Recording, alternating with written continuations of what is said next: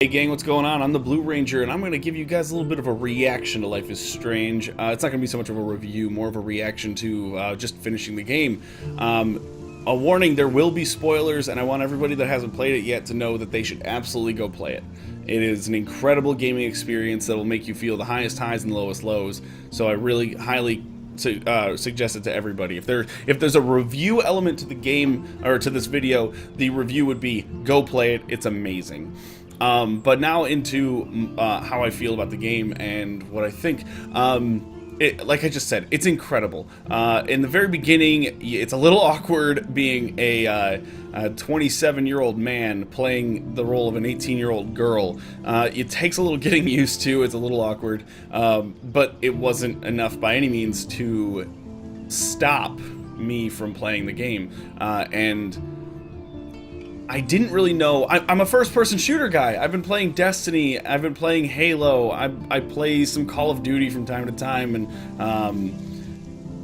this is obviously about as far away as you can get, with the exception of like PlayStation's Flower or something like that. This is about as far away from those shooters as you can get. The weight of this comes from the story. The real meat and potatoes of this is the storytelling, and the story is unbridled. Here comes spoilers. From everything to finding out that there's guns on campus, drugs, what the Vortex Club has been kind of like tied to, and all the negative like press surrounding those parties, and you end up going to one and you find out they're not too far off. All the way up to you going back in time trying to save Chloe's dad, making everything so much worse, and then going back, and it's one of the best storytelling experiences in a video game I've ever experienced, if not the best. I'm probably the best storytelling experience.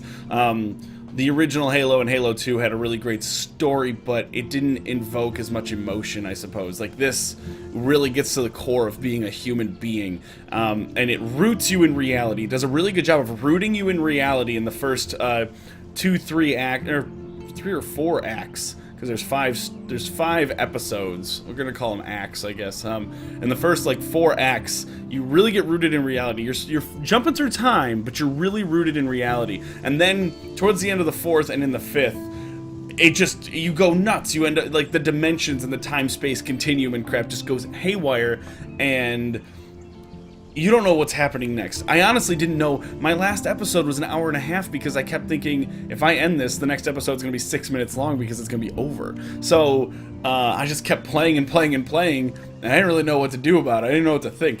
And so the story just bounces in so many different directions, but it's all cohesive. And at the end of the day, the decisions you have to make are so powerful, and they really make you think. If you take, yes, you can just click an answer and move on if you just want to get through the story. But if you sit there and really think about the consequences of your actions and the choices that you're making, and using real world, like, it's just, you have to make decisions based on what would happen in the real world. It's 2016. What would happen to me if I shot this man?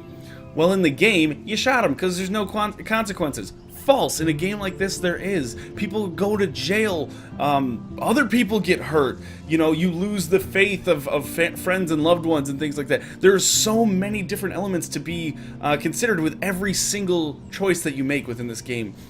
The character development was great. However, I will say that you run into so many, for the most part, it's girls. There's boys and girls within the school and the characters that you meet, but with the exception of the drug dealer, whose name is slipping my mind right now.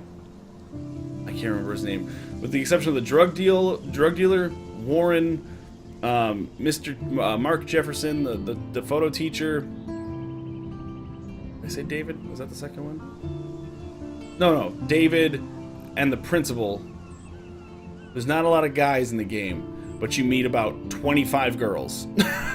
And the problem is that, with the exception of like Kate, Chloe, Joyce, Chloe's mother,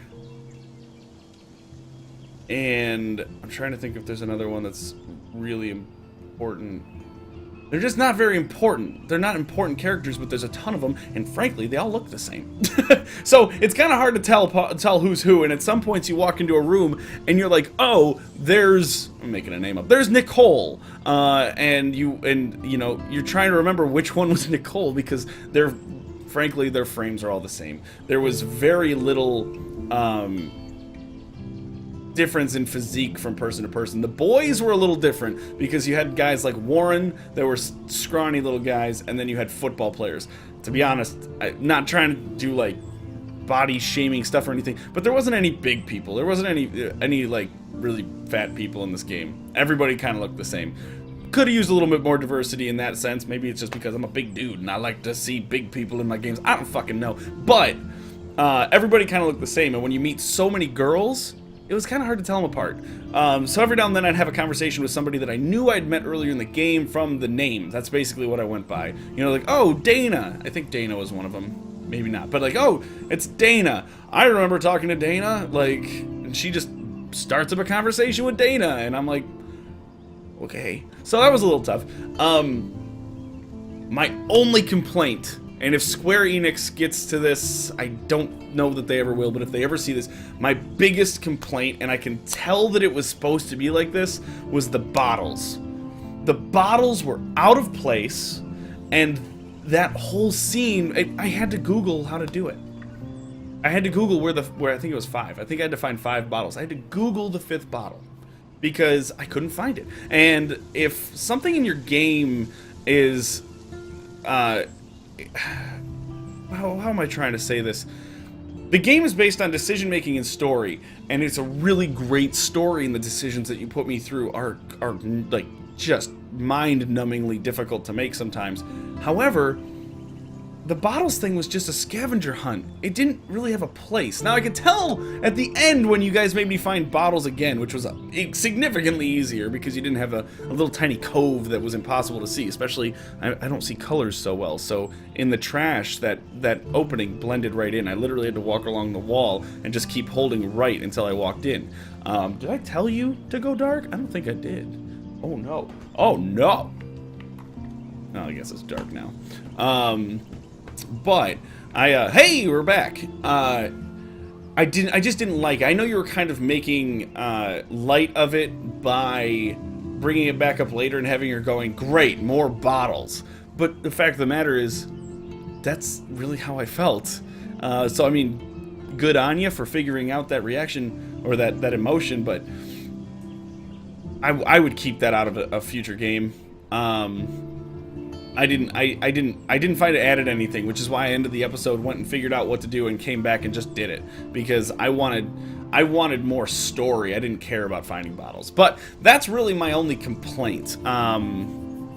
Every now and then I struggled to find something where I needed, you know, it was Occam's razor almost every single time. The answer was right in front of me, but I kept forgetting that I could rewind or not realizing that I could go back and talk to somebody. All in all, it wasn't very difficult to figure things out. You get stuck a little bit here and there, but for the most part, you could kind of nail down what you needed to do. But the emotions that I felt going through this game, with the characters that were built through the story and through conversations and just everything with the atmosphere and the music, it was an amazing gaming experience. And, you know, watching Kate jump off the roof, you just die. Like, there was a couple of moments in this game where I got choked up and was really glad the episode was ending. Because you get connected to the characters, which is good. That's what's so good about it. When you watch Chloe die, and it's just like, Kate, you have a chance to save her, but you have to make the right choices, and if you don't remember every little thing, she's gonna die. Chloe, dead. You're out cold. You wake up in a bunker, and she's gone. And you're just like, what? What? How did that even happen? Like, it just ends. And there's so many emotions. You know, accidentally telling David that Chloe was dead and having him kill Jefferson, you know, just every little choice. You know, a lot of people want to compare it to the butterfly effect. I actually didn't really like that they included the butterfly in the beginning and made that a theme. It only came up once or twice, but you knew it was a theme. Like, she used the butterfly picture to go back. It was a little hokey, but every decision you make does have an impact on everything else that happens in the game. And that ability, there's games that do that, hundreds of games that do that, but the ability to go back in time, knowing that your choices going back in time will actually affect the future, rather than just keeping the choice you made. Like, the whole thing, like, go play this game. Even if you just watched me play it, go play this game. I highly suggest it to everybody who has the time to do so. I would argue it's about, I'm trying to think, I made about 22 episodes. They weren't all half an hour a piece. It's probably 12 hours long, 12, 13 hours long, and I took my time. I do commentary, obviously, things like that. I pause the game to talk. I kind of explained to people my take on different decisions that I could make, or why I wanted to do something, or why I wanted to go back, or deciding to make a totally different decision and going back and having to skip through, skip, you know, like, that stuff eats up time. So you could probably do it in 10, 12 hours if you're just playing the game straight through. But I highly suggest it. Make your own choices. If you do play the game, please let me know.